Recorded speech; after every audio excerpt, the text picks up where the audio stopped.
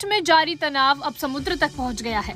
हिंद महासागर में एक बड़ा सैन्य हमला हुआ है, जिसमें ईरान की नौसेना का एक जहाज डूब गया।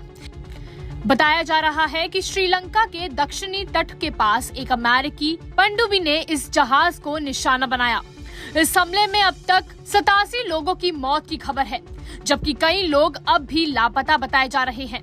इस घटना के बाद पूरे इलाके में तनाव और भी बढ़ गया है।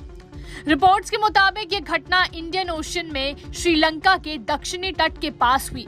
ईरान की नौसेना का युद्धपोत आइरिस देना अचानक पनडुब्बी हमले के बाद समुद्र में डूब गया। बताया जा रहा है कि जहाज पर कुल करीब 180 लोग सवार थे। हादसे के बाद समुद्र में बड़े पैमाने पर बचाव अभियान चलाया गया। श्रीलंकाई नौसेना के अधिकारियों के मुताबिक इस हमले में अब तक 87 लोगों की मौत हो चुकी है और कई लोग अब भी लापता हैं। समुद्र से कई ईरानी नाविकों के शव भी बरामद किए गए हैं। वहीं करीब 79 लोगों को बचाकर अस्पताल पहुंचाया गया है, जिनमें से कुछ की हालत गंभीर बताई जा रही है। ये जहाज भारत के विशाखापट्टनम में आयोजित बहुराष्ट्रीय नौसैनिक अभियान मिलान 2026 में हिस्सा लेने के बाद ईरान लौट रहा था। उसी दौरान हिंद महासागर में इस पर हमला हुआ। घटना के बाद श्रीलंका की नौसेना और वायुसेना ने तुरंत रेस्क्यू ऑपरेशन शुरू किया और कई जहाज तथा विमान बचाव मिशन में लगाए गए। इसी बीच अमेरिका ने इस हमले को स्वीकार किया।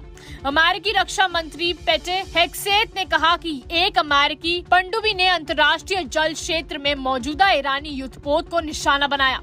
उनका कहना है कि ये कार्रवाई चल रहे सैन्य संघर्ष के बीच गई है। दरअसल पिछले कुछ दिनों से यूनाइटेड स्टेट्स, इजराइल और ईरान के बीच तनाव लगातार बढ़ता जा रहा है। रिपोर्ट्स के मुताबिक अमेरिका और इजराइल ने ईरान के कई सैन्य ठिकानों को निशाना बनाया है। जवाब में ईरान ने भी इजराइल और खाड़ी क्षेत्र में अमेरिकी ठिकानों पर मिसाइल और ड्रोन हमले किए हैं। विशेषज्ञों का कहना है कि अगर हिंद महासागर में इस तरह की सैन्य कार्रवाई बढ़ती है तो अंतर्राष्ट्रीय समुद्री मार्गों की सुरक्षा के लिए बड़ा खतरा पैदा हो सकता है, क्योंकि ये इलाका दुनिया के सबसे महत्वपूर्ण व्यापारिक रास्तों में से एक माना जाता है। फिलहाल श्रीलंका की नौसेना समुद्र में राहत और बचाव अभियान चला रही है और लापता लोगों की तलाश जारी है। लेकिन इस हमले ने साफ संकेत दिए हैं कि मिडिल ईस्ट का ये संघर्ष अब सिर्फ जमीन और आसमान तक सीमित नहीं रहा, बल्कि समुद्री मोर्चे पर भी खुलकर सामने आ चुका है। और अगर हालात ऐसे ही बने रहे तो आने वाले दिनों में ये टकराव और भी बड़ा रूप ले सकता है। ऐसी और खबरों के लिए